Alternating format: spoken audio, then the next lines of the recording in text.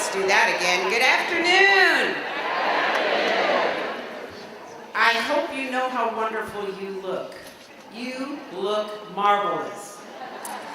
We're so delighted to be here today and to have this opportunity to share a fall address with you. And it's my privilege at this point to present our first presenter of some of our governance groups, and it's my delight to be just freshly working in his newest role with us as chair of our board of trustees, Ed Pease.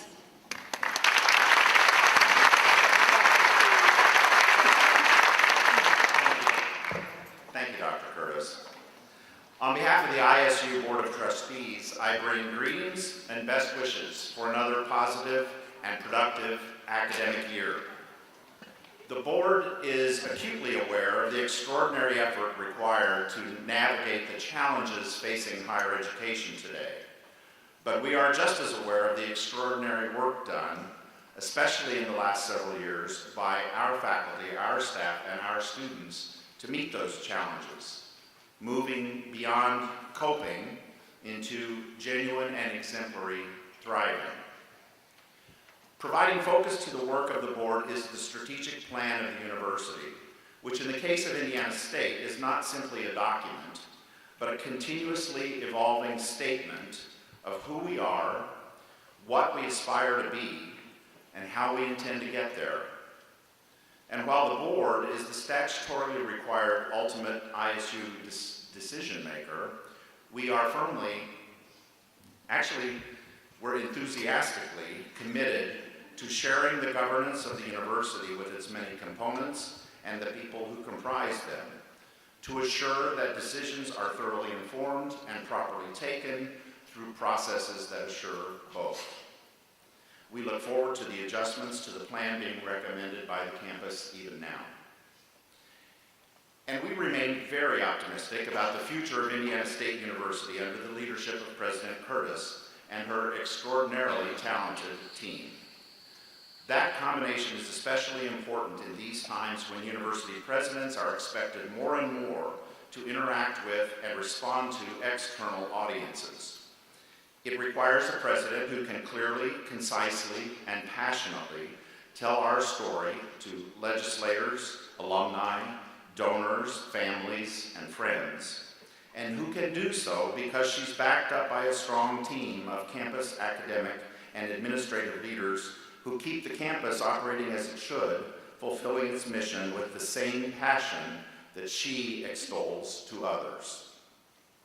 We are so lucky to have both, and both the president and her team have the full and complete support of our board in turning our collective aspirations into a reality that changes lives here and beyond. Thank you for all that you do to make Indiana State such a special place. We on the board look forward to working with you in the year ahead to make it even better. And now it's my pleasure to introduce the chair of one of our partners in shared governance, the chair of the Faculty Senate, Dr. Tim Hawkins.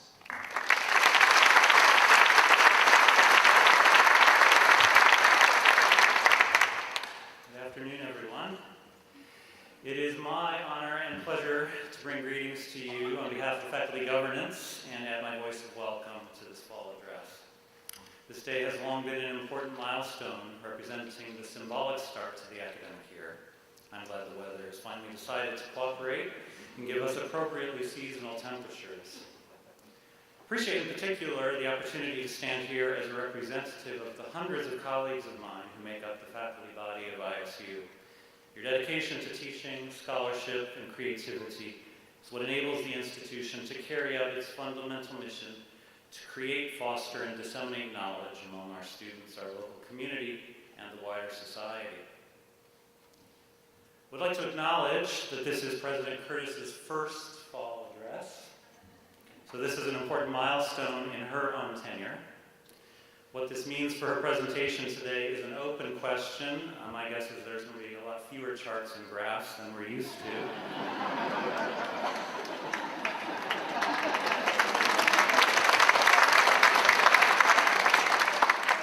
It is fair to say, though, that President Curtis has made good use of her first 9 months on campus. I, in particular, have been impressed with her energy and dedication to ISU from day one. Might as well use that one more time. For those of you who haven't yet come to know her, I decided to provide an illustrative anecdote. A few months ago, we were discussing mortality. I don't know why. I think it was because I had just turned 50. I was feeling a little verklempt. Anyway, the president declared that if she had any choice in the matter, she wanted to go down fighting a bear. Let that sink in for a minute. I took 2 lessons away from that. One, our president is tough, tougher than probably any president in Indiana. And 2, if you decide to go on a camping trip and happen to be a little bit slow, make sure to take her along with you. Her work has reminded us that we find ourselves at a critical transition point in the history of ISU. We have already seen this play out in the important administrative reorganization that she has initiated during her short time on campus. I would like to express my appreciation to the administration for respecting the role of the faculty in this transition period. The President has made sure to include us in the discussions regarding the reorganization of academic affairs, enrollment management, and university advancement. As the guardians of the academic integrity of ISU, the faculty need to be a part of this process. At the same time, we all need to agree, and I think we do, that the primary mission of ISU must remain consistent as we align ourselves to confront future challenges.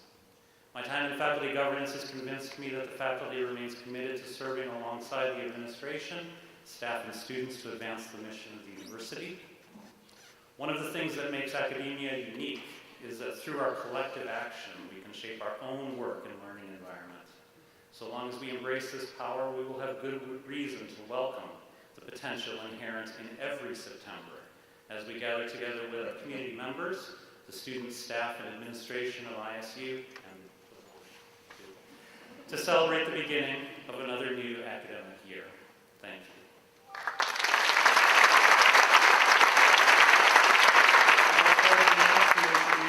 The Chair of the Staff Council, Shaka. Thank you very much. President Curtis, Chair of the IC Board of Trustees, Mr. Ed Pease, President of the IC Faculty Senate, Dr. Hawkins, President of the IC Student Governments Association, Mr. Lam, member of the IC community, I bring you greetings from the IC Staff Council. As a chair of the Staff Council, I represent 30 elected staff members who represent over 1,100 staff members at Indiana State University. Many of us are long-term employees of Indiana State University who believe that Indiana State is a good employer, it's a great university that provides quality education to our Terre Haute community, to our state, to our nation, and around the world. And also, as staff members, we are committed to this university, to our students, to our faculty, and to quality education for our students and better working conditions for our staff. Please allow me to share with you some of what the over 1,100 staff members that I represent contribute to the academic, research, service, and engagement mission of Indiana State University. Staff members at Indiana State University are actively engaged in working with our students to be successful in their transition to college. They are also providing our students with support to succeed in the classroom, managing their finance, and supporting them to graduate and move successfully to a career or to the next stage of their academic pursuit. Managing the ever-increasing technology, computer infrastructure, networks, and data communication systems that connect us to each other on campus, across the states, across the nation, and with our partners and international students around the world. They manage our institution finance through best practices in accounting, budgeting, auditing, and planning. Designing and planning and maintaining the physical spaces where our students, staff, and faculty come together to learn, create, and help lead us into the future. They are supporting our faculty in their teaching and research missions. The ISU staff that I represent are committed to continuing and improving upon the university mission. However, they have concerns that are important to ISU if we want to continue to recruit and retain the top-notch staff that we have. They are concerned with our compensation system. They are concerned with our health premiums and deductibles, and they are concerned with the parking. I was reminded recently by a staff member who has been working for IC for over 27 years and for 5 presidents that you hire with salaries, but you retain people with benefits. My experience at Indiana State University leads me to conclude that you have to have both salaries and benefits to hire and retain good staff at Indiana State University. The Staff Council provides a forum for our staff to voice their concerns, make recommendations, and propose new ideas.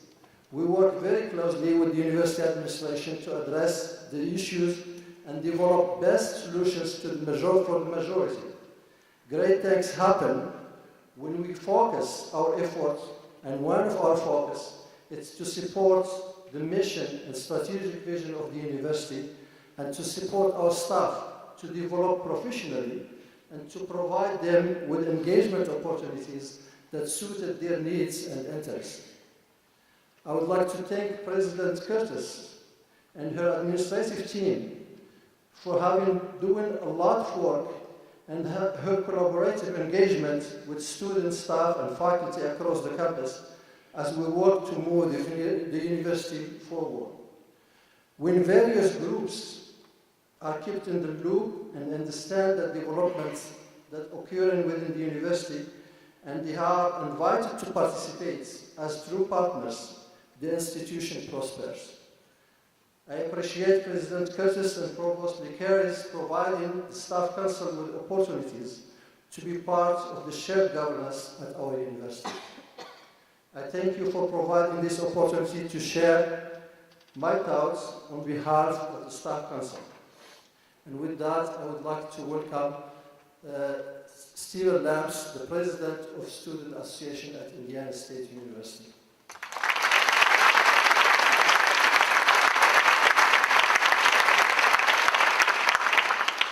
Good afternoon, beautiful people. I'm glad you're all here for the President's Fall Address. I'll be your entertainment for the afternoon. Before I begin, I want to give a quick shout out to Teresa Exline and her team for scheduling this event at this date and time. Because of Teresa, I was able to get out of class early, and on behalf of the student body, I thank you. As many of you know, student government has a long list of things it would like to accomplish this year. SGA is helping establish robust student advisory boards in each of the academic colleges and across multiple administrative departments. We're contributing to the research, assessment, and further implementation of open source textbooks. SGA is committed to creating a more inclusive environment for all students by enhancing programming, advocacy, and partnerships.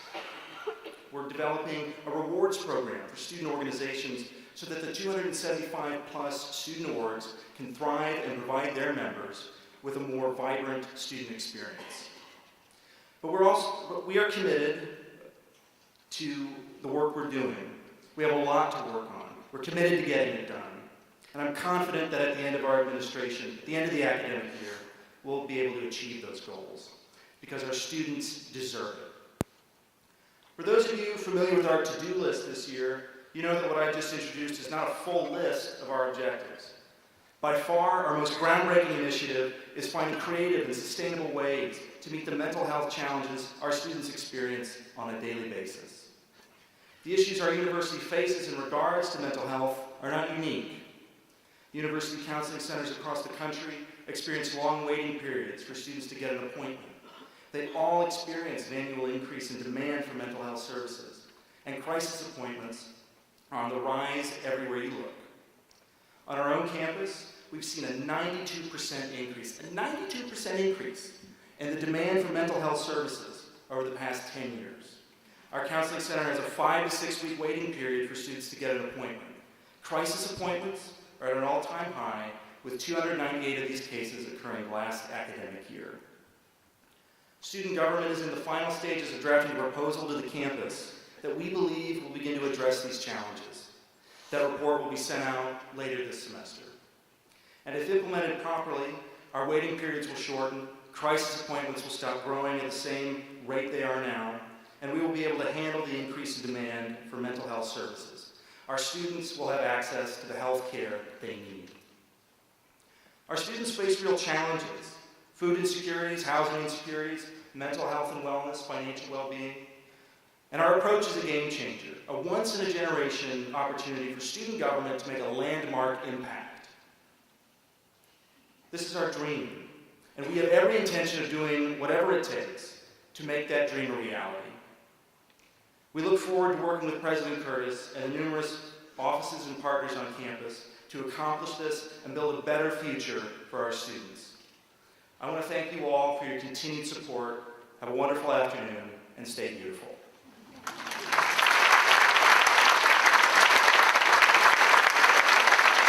And it is now my honor to introduce President Deborah Curtis.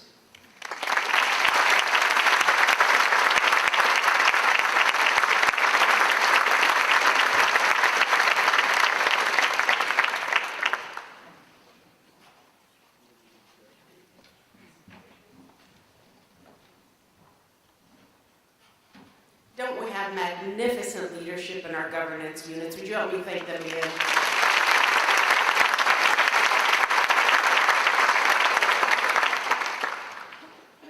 Well, here it is.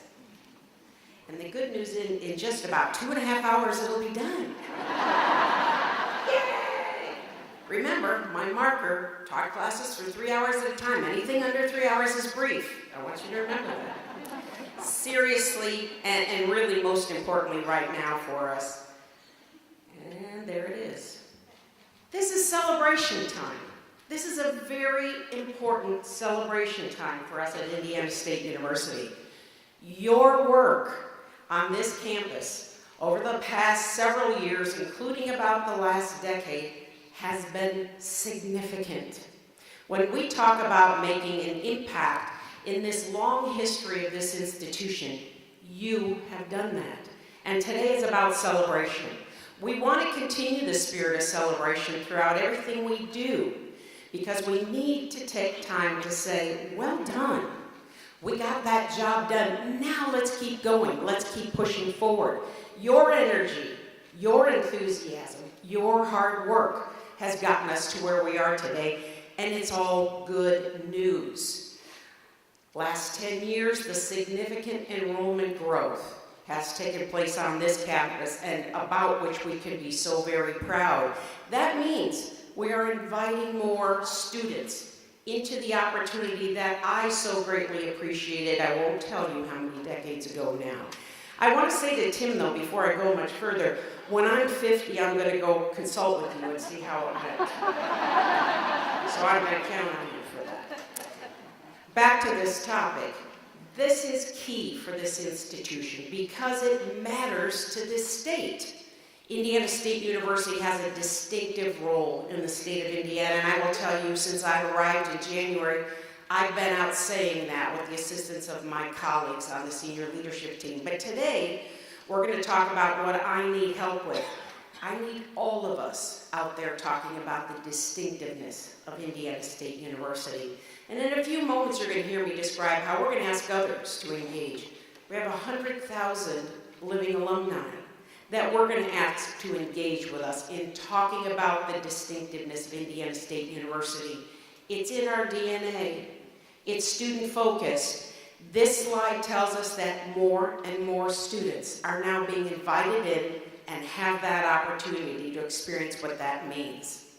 Let me introduce you a little bit here to our freshman class that arrived this fall. Some similar demographics to those we have seen before, with some distinctive qualities there. Indeed, we are still highly serving Pell-eligible students on this campus, meaning generally low-income students. That's who we've always been. It is not a new phenomenon.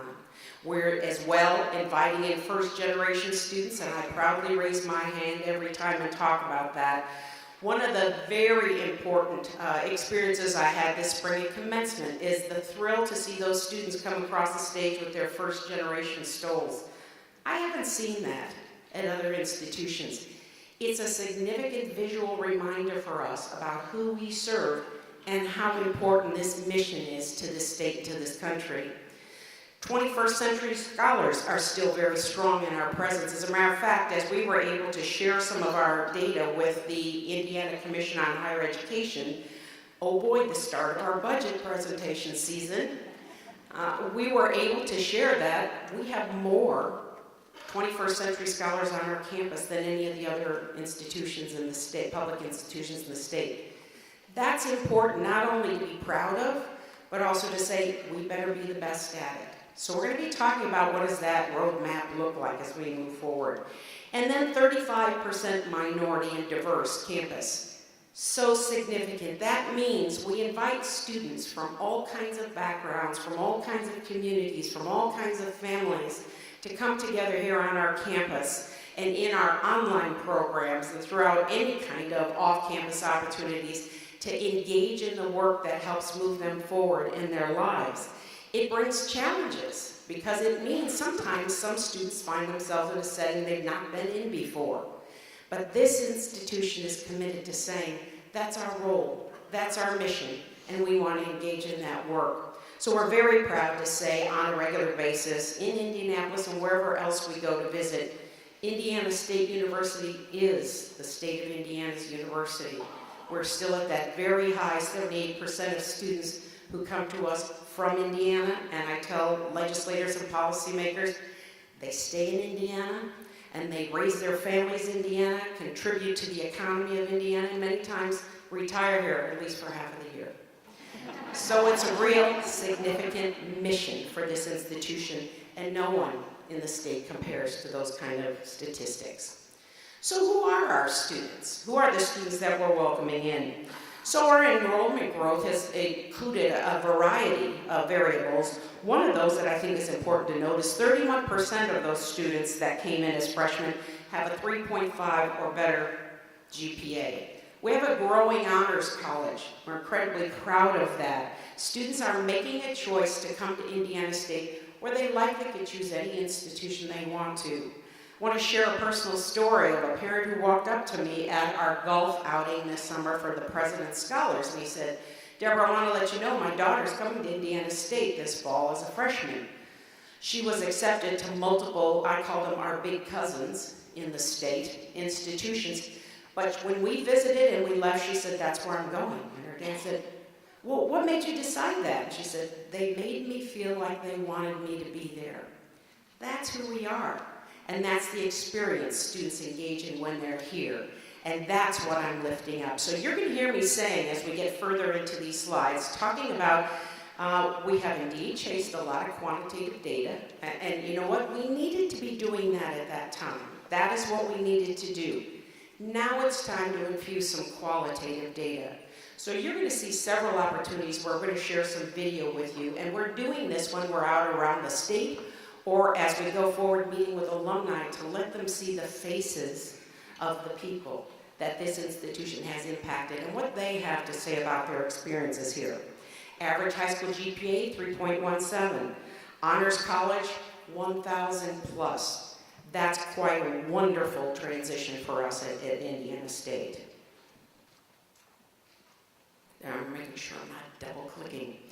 So we are engaged in preparing the state's workforce. I've been very enthused to have opportunities to be in the presence of the governor a couple times where we've stolen moments to just nod our heads at one another, because we have a governor right now who is absolutely focused on workforce needs in our state. And there's work to do, there's no doubt about it, but he's totally aware of the fact that that's what we do, and we've done it for years, and we're going to do even more. So I'm grateful to tell you we are now getting some employers directed by the governor, go talk to Indiana State. That's what we want to have happening.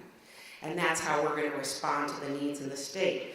Our on-time graduation rate for the fall for students is 9.3 percentage points up in the last 3 years. Those are the kind of metrics that the commission wants us to be paying attention to, and those are the kind of metrics we should be paying attention to. How do we move students forward in a productive way? And if you'll notice at the bottom of this slide, this is what I keep saying about the modifications in our strategic plan. There's only one definition of student success. That means degree. That's what students come here for, and that's what we are engaged in focusing upon to move them forward. So I want you to see this little clip briefly. For those of you who were at commencement, you heard her, but Shaylin McNeil, who was our student speaker at commencement, who truly describes this experience.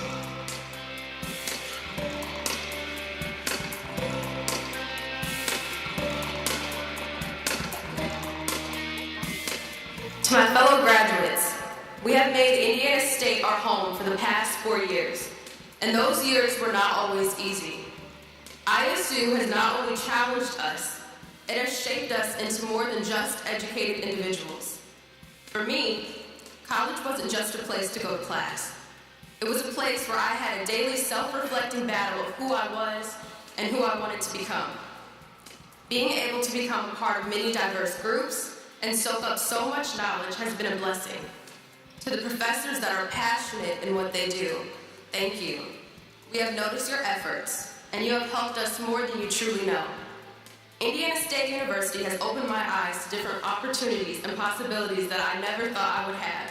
We cannot thank you enough for your daily encouragement, your never-ending support, and your goal to make us better students, and most importantly, better people. By attending this institution, I have learned self-motivation, I have mastered determination, and I have learned to overcome any obstacle that is put in front of me. I believe that the class of 2018 will change the world because knowing many of you here has changed mine. I stand before you a proud African-American woman, a proud 21st century scholar, and a proud first-generation college student.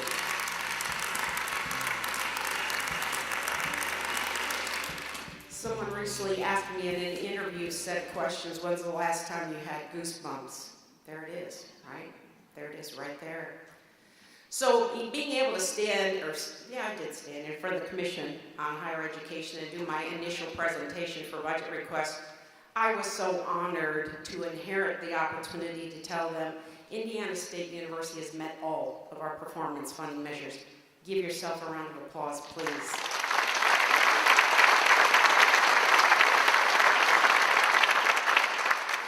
We can certainly go back and forth about what these measures, these particular measures mean to us. I'll tell you my most common recurring comment about performance funding measures is not all institutions have the same mission, so therefore not all the same metrics are as relevant. And we're delivering that message on a regular basis, but we expect to be accountable, and we will be accountable because it matters to whom?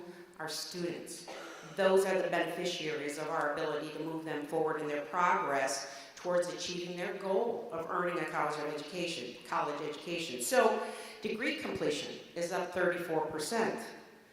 That state calls them at-risk Pell-eligible students here at Indiana State. Degrees conferred are up 41%. Look at those numbers.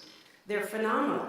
On-time graduation rate for Indiana residents, because the commission only looks at our data on Indiana residents, is up 8.6 percentage points. Persistence rates up 10 to 14, depending upon the level, 30, 60, or 90 credit hours. Those aren't small gains. They are phenomenal gains. Sit and soak that up in this moment, because what's on the other end of that is Shaylin McNeil, that young, bright woman who is the beneficiary of our efforts to create an environment where she can be successful and achieve her goals. In addition, great news. What happens after our students graduate and leave Indiana State University? I can't tell you how proud I was to be standing and presenting this slide in front of the commission and began to see some of them leaning over and eyes wide. It's a wonderful metric, 94% placement for our graduates 6 months after graduation. So many institutions are dying to strive for that number. We have to keep that going. But I'll tell you, in the surveying of our graduates, the two things they say they come to Indiana State for: one, it's affordable; two, it's going to lead to a career and a job. And here's our evidence. It does lead to a career or a job, or certainly in this instance, graduate school, which we're very proud of that. Once again, those 7 out of 10 stay and work in this state. The average income they earn upon graduation is $47,600. That's up, and it's higher than the state's average. That's a great bit of information to say it matters. There is a value and a high value to a degree from Indiana State University. So the next little clip I want to share to you is talking about the experiential learning that some of our graduates have engaged in here that made all the difference in them being able to have that first destination success. If you'll join me here, taking a look at Rondrell Moore, who's one of my faves. Every time I see him on TV at night, I go, he's a Sycamore, he's a Sycamore. And as well, Kyle Varble, who's with Rolls-Royce.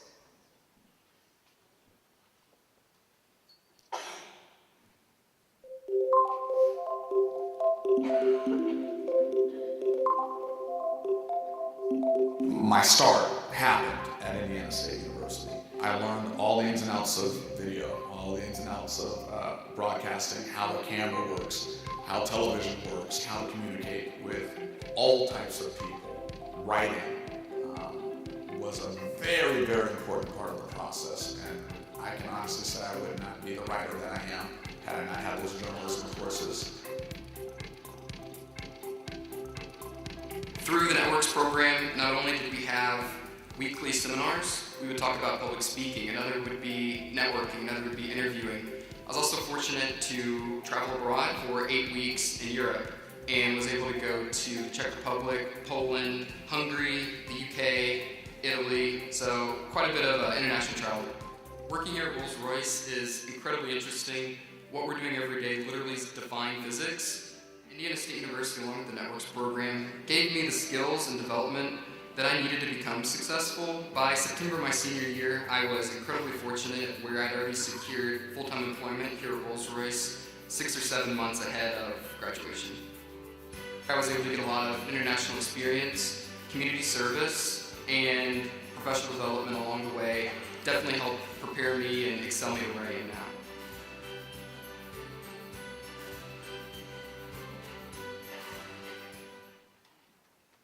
So what does that mean as they graduate? Certainly it means they're highly qualified in their fields of study, but also we all know Indiana State University is nationally recognized for the community service in which our students engage while they're with us.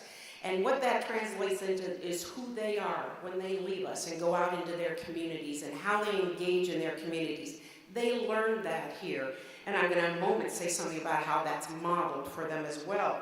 So as you can see, how many students are engaging in activities such as alternative spring break, providing community service leave to faculty and staff as a key significant contribution from this institution.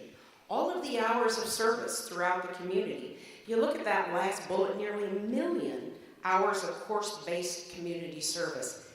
That's a commitment that we live by at Indiana State. And I promise you that when our graduates go out, their employers as well as their communities see that commitment. Our Donaghy Day program was a second time this fall, but I was able to see it for my first time. And any business that I went in during that week that it took place on that Monday, I was hearing from people who would recognize who I was, that how grateful they were to see our students out and about in the community and doing that work. We're going to be being more and more intentional about being visible in what we do, and I'm going to say a few things about that in a moment. But our faculty and staff, take a look at this. I've said to my colleagues that we need a billboard for this, I think, if I'm not mistaken. Faculty and or staff serve on all of these local boards.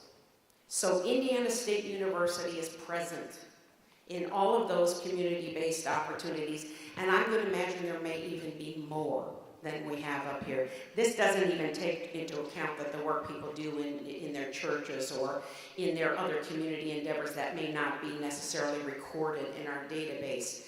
We're going to sing that loudly because Indiana State University makes a difference in Terre Haute and the Wabash Valley, and by your example, our students learn from that.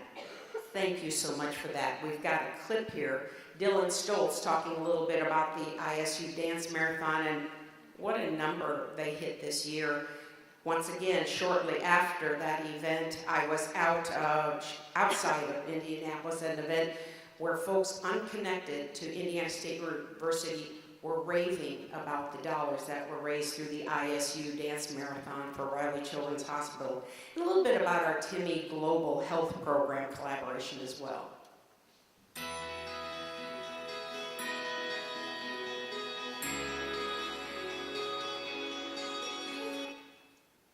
Oh, that's me. Teresa, we're getting to experiment with it. Yes, I've been taught you have to go all the way back if I mess it up.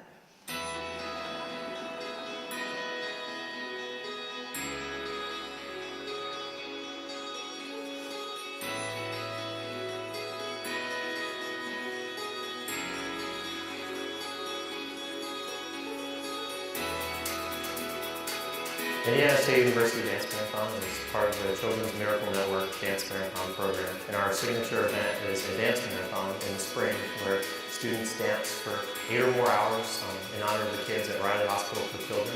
All the money that's raised on Team Raiser goes straight to Riley Hospital for Children's General Benefit Fund. And what's really rewarding is at the end of the event, we announce how much money we've raised throughout the year. And when those numbers go up, everyone goes crazy. Because we know we just made a heck of a difference in the lives of kids from around Indiana and around the country, and those kids are in the room, some of them. So it's truly a really cool event as well as a moment in time. It's truly cool to see a campus united for one cause. That inclusive culture and the fact that anyone can make a difference in our community is truly what makes Dance Marathon stand out as a program. I've done a lot here at ISU, but I would have to definitely say that my time with Timmy and the Timmy trips overseas is the most valuable thing I've done so far. The people of Wongahe are really great people. They're very tight-knit in the sense that they have very strong family connections. They all look to help each other. You get a very, very strong sense of community. I'd say it definitely opened the eyes to a lot of people who hadn't really traveled outside of the United States. I think it made them aware of how blessed we are in the area that we live in, but also that the problems that exist in maybe third world countries also exist in the United States. So I think it was also recognizing what you can do at home and what you can do abroad.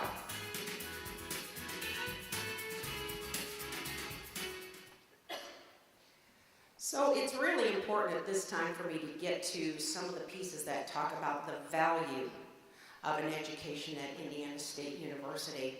And I will tell you, that's what I remember from my program work here years ago, were the amazing, brilliant faculty members with whom I worked. Here are a couple examples of those faculty members who are engaged here today and an example of who they are in our environment and what a significant benefit it is to our students to come here and work with the faculty that we have at Indiana State. Joy O'Keefe, I've been talking about her because there's just something incredibly compelling about a Bat Center anyway, but also about the work that she's doing in her research. And certainly Rusty Gonzer here as well in the Indiana State Center for Genomic Advocacy. These are two professionals who teach our students all the time, as well as do their research, bringing in 6- and 7-figure grants to Indiana State University in order to engage not just graduate students in this work, but undergraduates in this work. Give them a view of what it looks like.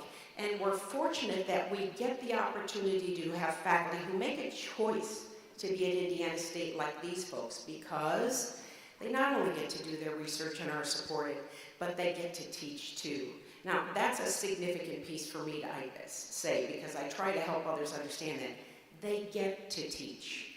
I've been on Research One campuses. As a matter of fact, in some of my graduate studies, I was at a Research One institution. And as a graduate student working with a faculty member, I very often heard faculty members seeking out 6- and 7-figure grants to see how much they didn't have to teach. How much money do I have to bring in so I can spend my time in my lab and not have to teach? It's the opposite here. These are people here who find joy, literally, in being able to do their research and teach students as well. We're blessed to have this environment and this faculty here at Indiana State University. I would also like to add how generous a community we are here. This is a committed community that really considers it's their role to be a part of giving back to the institution. And I want you to take a look at some of those numbers because they are wonderful, but we're going to grow even more than that because people will have that opportunity to give back to whatever endeavor they choose to support here to see us grow, go, and continue to climb in our ability to serve our students. So thank you to all of you who have participated in this State is Family, State is Giving program. Little updates, a few updates on the master plan. So here's a huge celebration. This beautiful new facility for Health and Human Services on our campus. And I was able to actually thank the commission for their support in being able to provide these first-class faculty members and our students with the kind of laboratories and teaching and learning environments that they deserve and should have in order to prepare that workforce for what the state's needs are. So delighted that we were able to get everybody moved in March and now onward and upward with the renovation of Phase 2. And we're going to see great things happening in those facilities. As well, Rhoads Hall was the 4th dorm to come back online on a 10-year plan to remodel those 4 towers.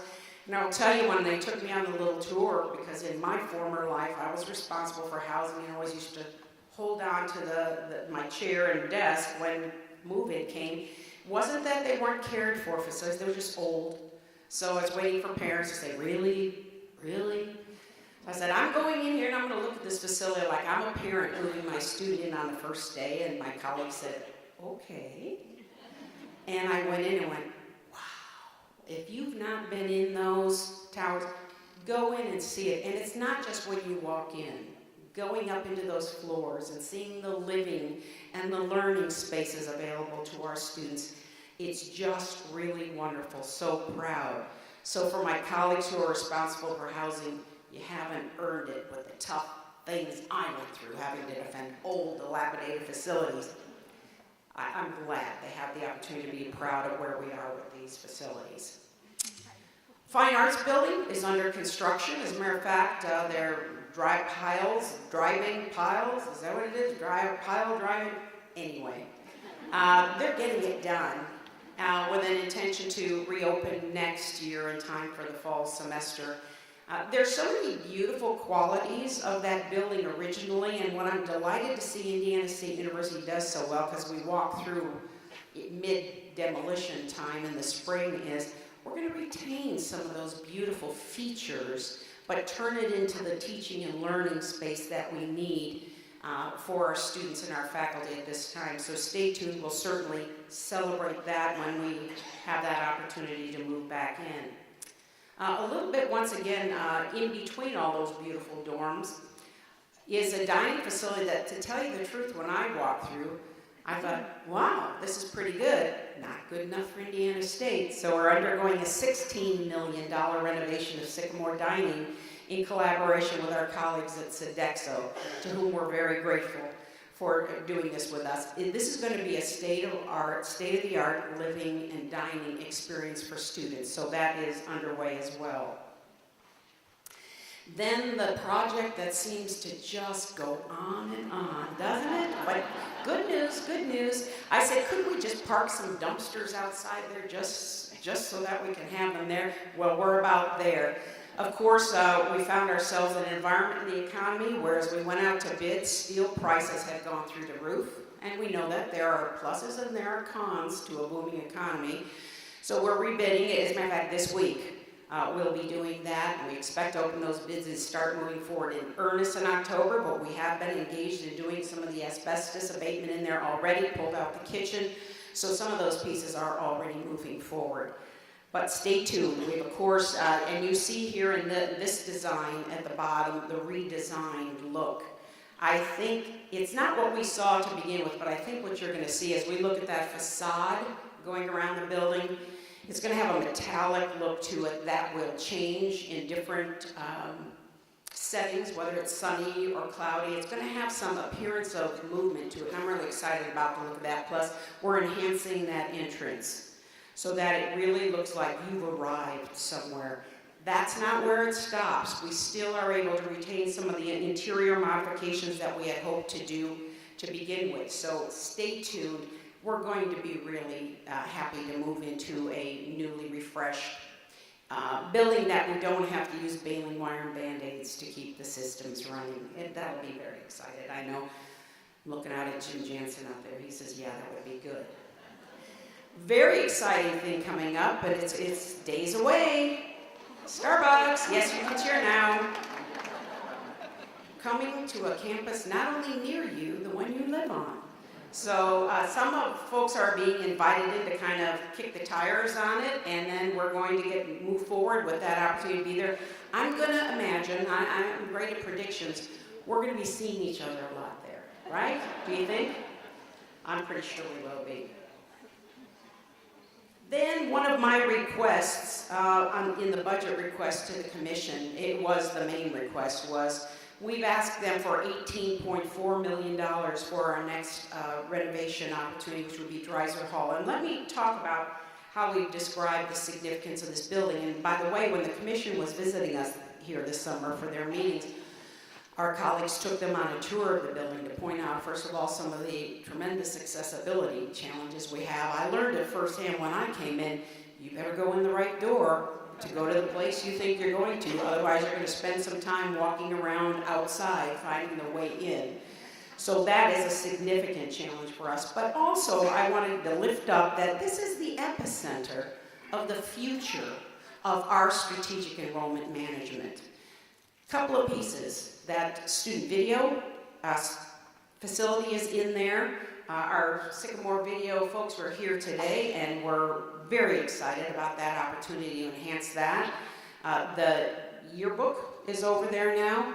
Also, the radio station is in there, but and that's all our experiential opportunities. That beautiful little theater in there could really appreciate a little bit of a facelift.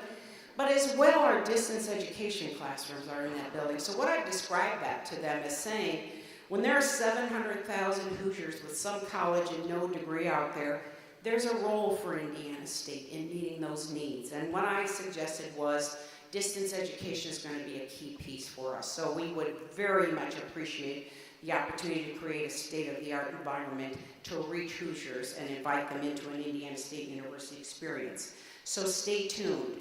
I must tell you, I don't think I've said this to Diane privately, so I'm saying it in front of all these people. I don't think I realized that the budget presentation season wasn't more than just going week before last, and okay, we're done. Oh no, this goes on and on and on. But we're going to be really straightforward in what difference it makes. And I will tell you, in those opportunities present, because it was very important for me to hear some of my other colleagues present first. When I say a modest request, $18.4 million doesn't seem modest, but truly, it was a modest request compared to what others were asking for. I'm very encouraged that we'll be able to make that case that this is significant in need for Indiana State University, and hope that's where we'll be headed with it. So, as we talk again about the impact that Indiana State University has on this state, I want to continue to reiterate some of the points that you see here. Indiana State University has maintained a commitment to driving the economy in the state of Indiana. So we always want to put these numbers up, but I think it's important for all of us to see them and think about them and talk about them when we're away from here. $475 million statewide economic impact annually from this institution, this state. Over the last 10 years, $300 million worth of construction projects, which is workforce impact. 5,000 jobs are supported by ISU's economic impact. There were 76,000 visitors to our campus annually in this region. The riverfront lofts, and you see our wonderful new dean, College of Technology dean, out there, and her husband on the balcony of their condo at the riverfront lofts. An amazing partnership that was able to take a building that, and I chatted at the ribbon cutting with the gentlemen who were part of the contracting group, and they said if we had to tear it down, because it had a pretty lofty price tag, that it has 16-inch cement floors in it because of the purpose of it. He said that would have been something to try to take that down. And now it's been repurposed. If you haven't been in it, you need to go see it. They're phenomenal. And of course, it contributes to that effort to say, look to the river. How can we enhance between 3rd Street and what takes place 3rd Street and the river, the opportunities in this community for folks? So it's about half filled right now, and half of that is students. They think it'll probably stay about 25% students as they grow the residents there, but it's just a wonderful opportunity to lift up those partnerships that we're engaged in. So now I'll shift our attention to the strategic plan, and you may be familiarized with it if you were so on top of it when that link was pushed out to you that you've done all your studying of the plan. But you probably recognize that that link came out last week, and what we're asking you to do is take a look at what the tweaks are. Remember, we're in a 16 to 21 strategic plan time frame, so we're just making some minor adjustments. But I'm going to tell you that we're making a commitment to annually tweak to make sure that the strategic plan we are engaging in is alive, it's dynamic, it's active, and it's taking us in the direction that we intend to go. So a few changes that you'll note in there, and we'll look at a few of these moving through, are number one, there are 5 goals now instead of 6, and I'll describe that. There are broad-based strategies for each goal. Many of the specific initiatives that were in there prior to now will now become pieces of evidence, and the benchmarks we'll be using are going to be referred to as key performance indicators.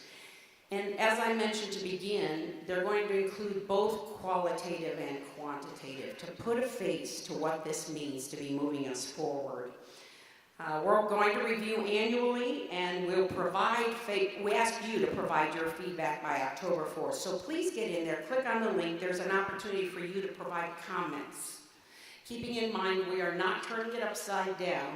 We are just basically tweaking it to where we need to go right now. So another added piece that we're very excited about, you will see described here. This is what a website will look like when you go to it with the strategic plan when we get ready. Each goal will be listed. You see the plus mark over to the right. As you start taking a look at the goal, if you wanted to dig deeper, you're going to hit that, click on that plus mark and dig into what's beyond there. And that's where you'll see some of the details. And by the way, this will be a site available to the public. So we will be driving legislators to this as well to take a look at what we're doing. So the next view here, as it keeps scrolling, is what it would look like if we click on one of those plus marks. It's going to take you to these strategies then. And each one will kind of entice you to say, look at the bottom right-hand corner. It says evidence.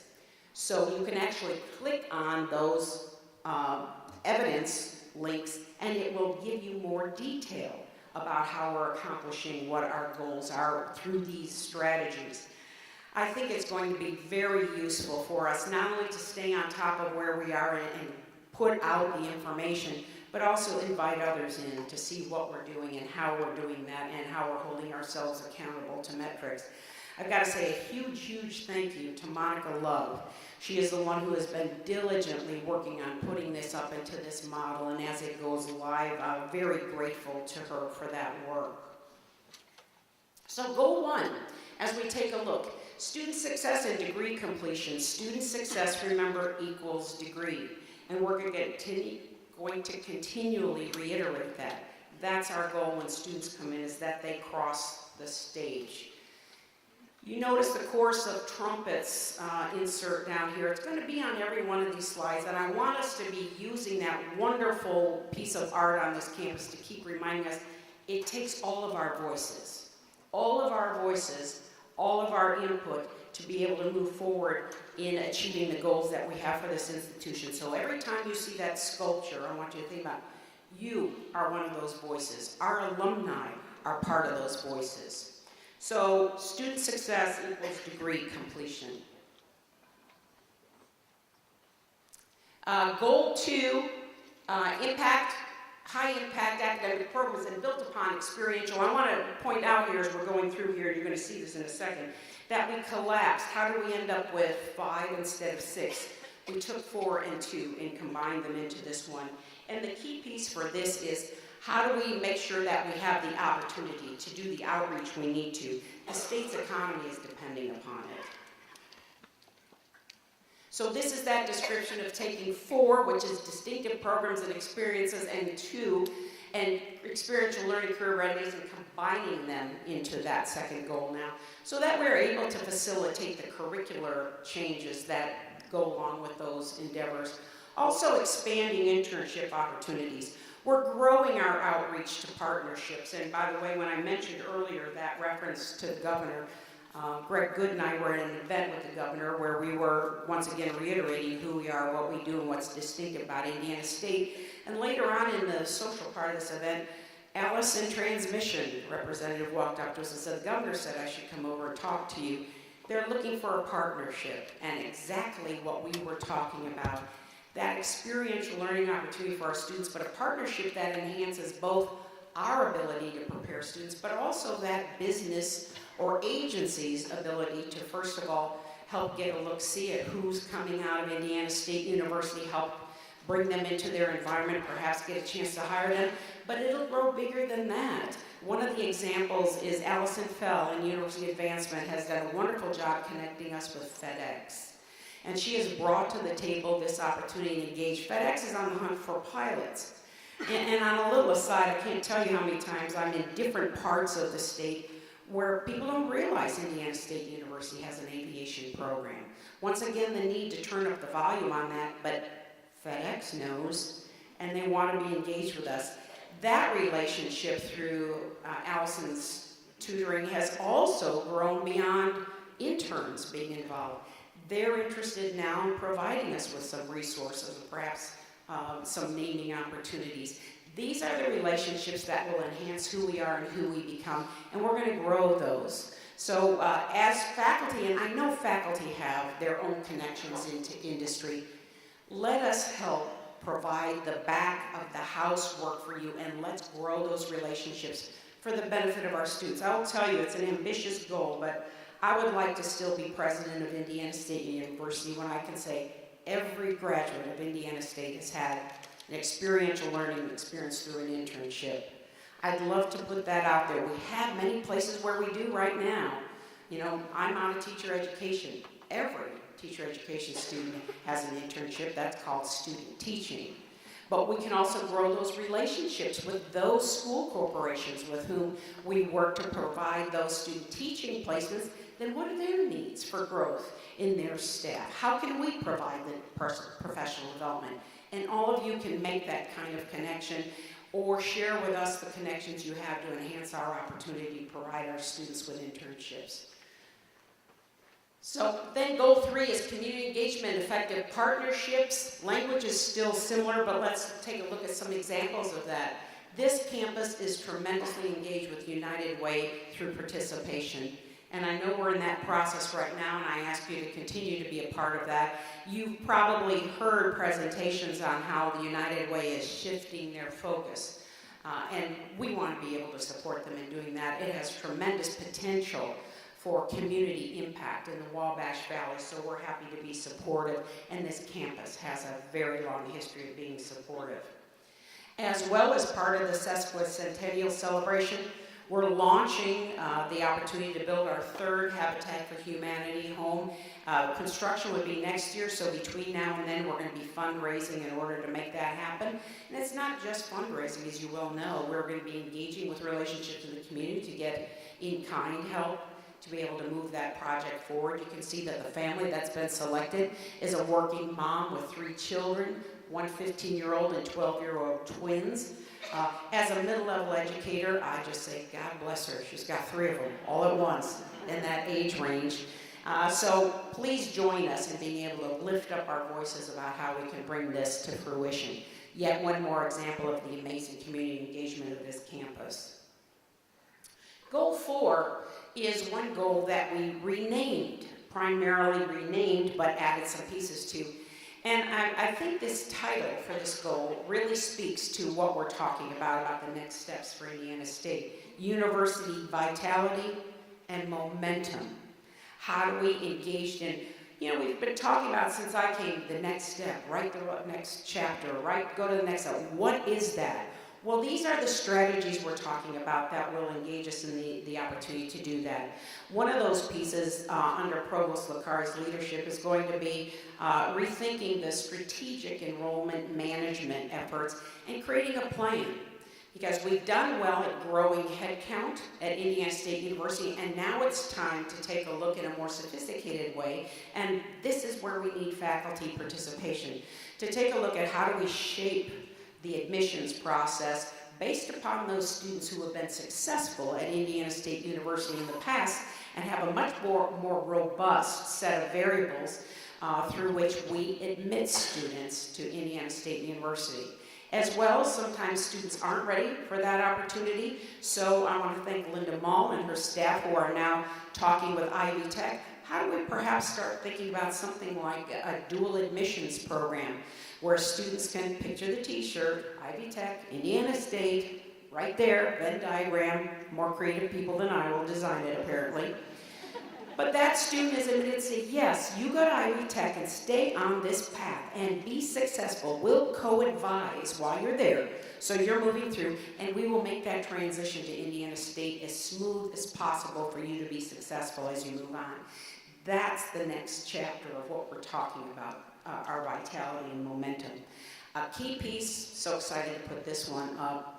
For those of you who were able to meet Andrea Angel when she was here interviewing for the vice president's position, you will understand, and I'm so thrilled once this announcement has been out, how many people have said, that's exactly who we need. An energy, a commitment, experience, and by the way, a Hoosier, coming back to the state from Arkansas, who's really energized by the idea of the potential at Indiana State University to work with our advancement area and grow our philanthropic giving.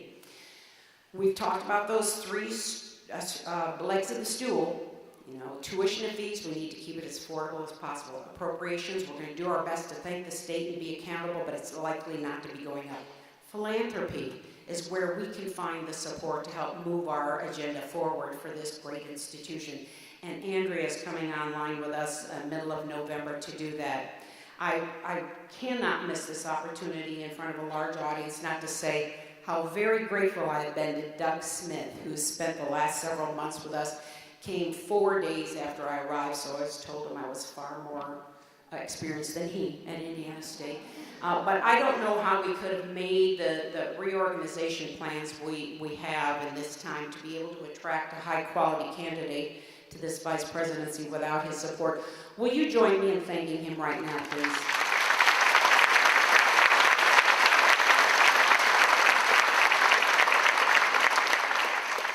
He doesn't know it, but we'll be chaining him to a desk. He really probably won't. He thinks he's going to get away, but it's been wonderful to have him to work with us. So, in another area of vitality and momentum, intentional communication. We're doing some work in the president's office right now with a consultant taking a look at how do we gather the resources in human resources to be able to message what we're talking about. And once again, that insert at the bottom is key. How do we project outside of the campus all of this messaging that we need and want to project. So we will be sharing in very soon some of the plans moving forward to be able to develop a communication branch. And by the way, you're all parts of that team. We all need to be together in developing this messaging and then sharing it, not just in this region, but throughout the state and throughout the Midwest. Because this opportunity to come to Indiana State is something that I'm on a mission to banish this phrase in Indiana. Wow, Indiana State University is one of the best well-kept secrets. I'm not having any more of that.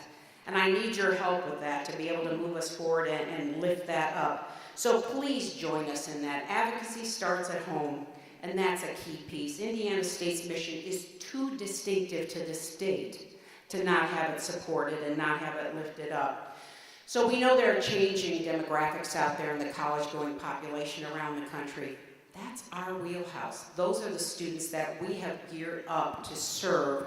We want to invite more of them in, so join us in that effort. Whoops, I think I jumped one.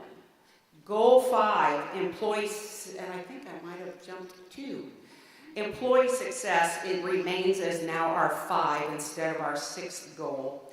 And yeah, and I'm flipping back and forth. Here's what I'm really delighted to be able to tell you today. There will be no increase in the health benefit premiums for employees in 2019.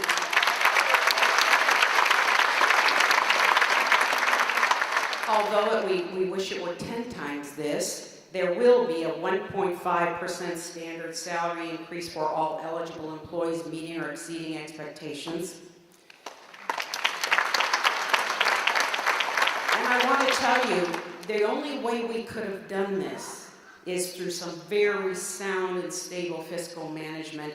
And I want to have you join me in thanking Diane McKee and her staff in taking this forward.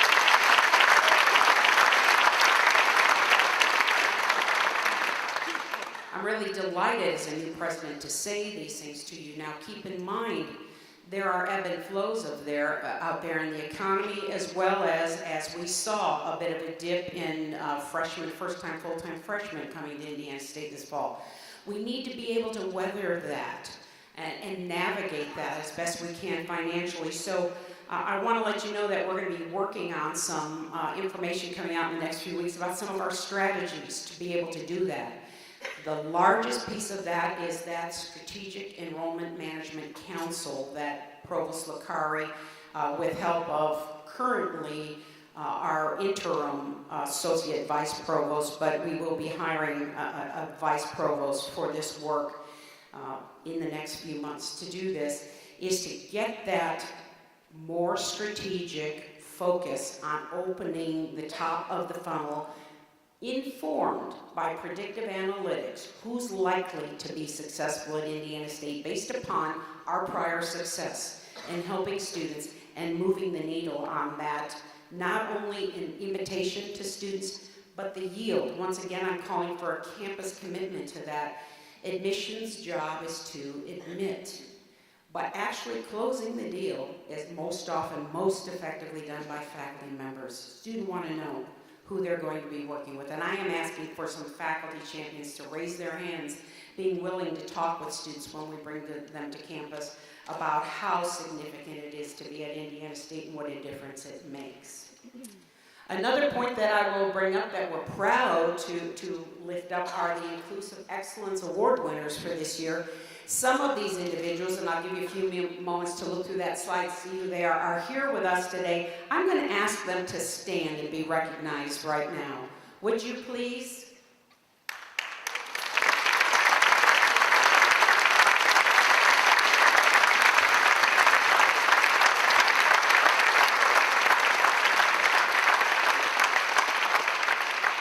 So just to have one more opportunity to talk about them. The students in the upper left-hand corner, I don't believe that any of them are with us today. They were graduate students who engaged in a project that actually extended all the way to the national athletic training system on LGBTQ issues in that field. And they did a phenomenal job. They're actually all 3 out and employed. and serving in those roles at different institutions. We had them on the phone when we had this opportunity to lift up our colleagues, and we're delighted to hear of their successes. Carolyn Roberts from the Vigo County School Corporation has done wonderful work, not only in the school corps, but in the community. And then our wonderful team from University College, who you just congratulated, who every day come to work and make sure that all students have the opportunities at Indiana State that they should have. And of course, then Azizi Arrington Bay, Associate Professor for us on campus, who has been identified as a faculty staff. Thank you to all of those. You give us a role model to aspire to be, and we're eternally grateful. So here are a few pictures of some of our alumni. And this is a project that I'm so grateful and have to lift up, not only for her support in developing this presentation today, but Teresa Exelon took on this project with gusto and has been engaging in a thought that I had early when I arrived. We need to capture some video of our alumni. We have so many successful alumni out there engaging in work and life that make tremendous contributions every day. And we need a place to direct folks to hear them talk about that. So I want you to know there will be a place to click on our website to see these, but we're going to continue to add to that library of videos. I'm going to share one of them with you right now. I am grateful for what I got out of Indiana State. I finished my bachelor's and opened my own company, Wabash Advertising. Terre Haute gave me a base, and it was an easy place to get out of on a plane. So I did that. I learned how to fly. I had another opportunity as the two oldest agencies in Chicago merged, and they were looking for people, and they hired me as their executive vice president. They didn't have real creativity. I said, you have to find a genius. And I had read about the work of a genius in Chicago by the name of Draper Daniels. And we worked well together. I ran the agency, he ran all the creativity. The 1960s were the heyday of advertising. He did The Marlboro Man. He did Sorry Charlie, The Best News Morning, Ho Ho Ho for the Jolly Green Giant. Ho Ho Ho, Green Giant. I never had a date with him before he proposed, but we had a happy marriage and a good marriage. I like to be different. I like adventure. I have always told young people to find what they like to do and then try it. There's nothing wrong in trying. And if you scrape your knees, you put on a Band-Aid and come back. But do what you love. And I've always done what I loved.